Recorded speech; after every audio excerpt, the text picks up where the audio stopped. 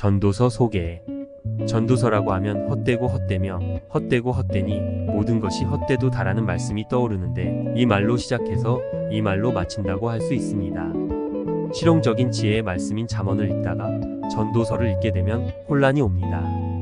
하지만 이것이 성경을 읽는 재미라 볼 수 있습니다. 두 권의 책이 삶의 전반의 균형을 잡아주기 때문입니다.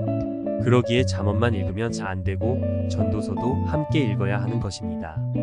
전도서의 히브리어 제목은 코엘렛인데 설교자 또는 회중 앞에서 말하는 자라는 뜻을 가지고 있습니다. 반면 우리말 성경은 코엘렛을 전도자로 번역했던 교회 전통에 따라 전도서로 제목이 남게 되었습니다. 공동 번역에서는 전도자 대신 설교자라는 말을 씁니다. 전도서는 다윗의 아들 예루살렘 왕 전도자의 말씀이라고 하며 시작됩니다. 전통적으로 전도자는 솔로몬이며 재위기간 말년에 썼다고 알려져 있습니다. 그러나 책에는 실제 솔로몬이라는 이름이 나오지 않습니다. 그러기에 마틴 루터는 전도자가 솔로몬이 아니며 후대 사람이 헛된 것을 쫓다 죽은 솔로몬을 생각하며 전도자를 솔로몬으로 이해하도록 만들었다고 봅니다.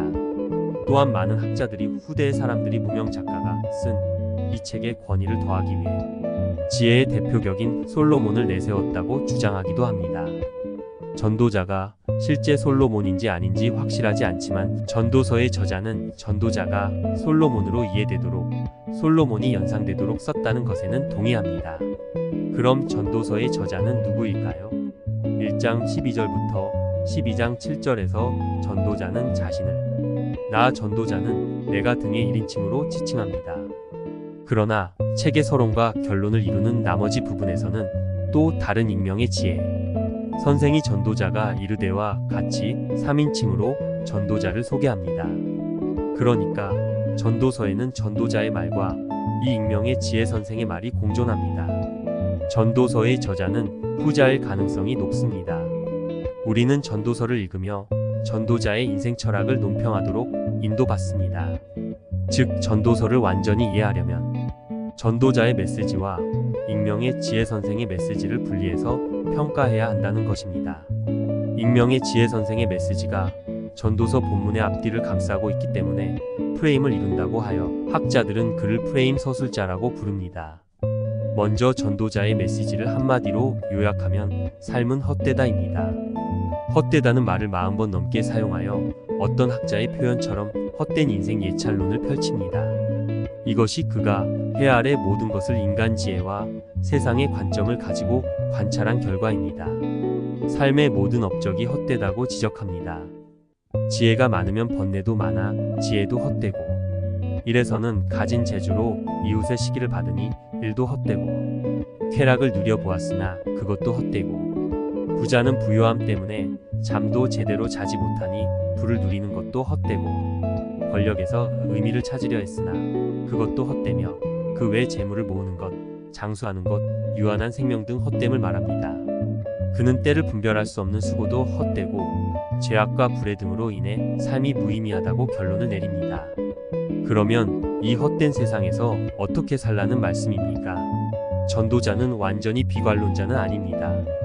6번에 걸쳐 사람마다 먹고 마시는 것과 수고함으로 낙을 누리는 그것이 하나님의 선물인 줄 또한 알았다고 하며 삶에서 소소한 것을 즐기고 노동으로 수고한 것을 누리는 것이 소중하다는 인생 철학을 논합니다.